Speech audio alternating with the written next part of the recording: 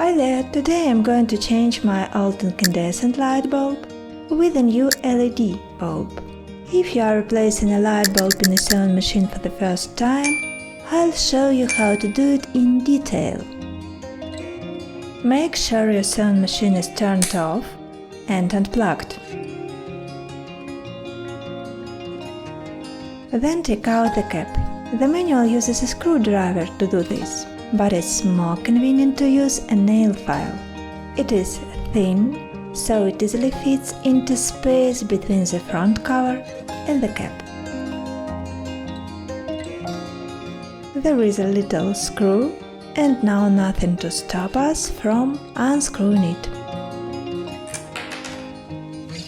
Gently move the front cover and see where your cover catches are.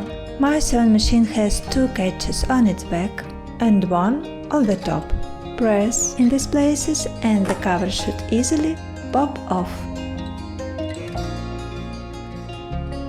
Push up and turn the bulb counterclockwise.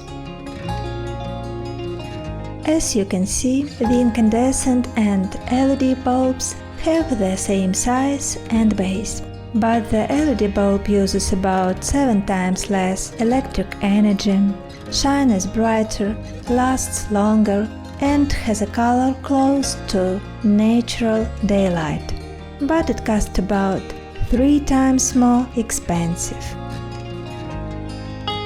There are 2 pins on the bulb base.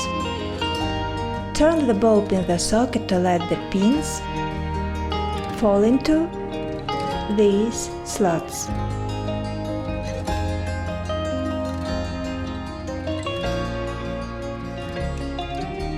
When the pins are in the slots, push up and turn the bulb clockwise.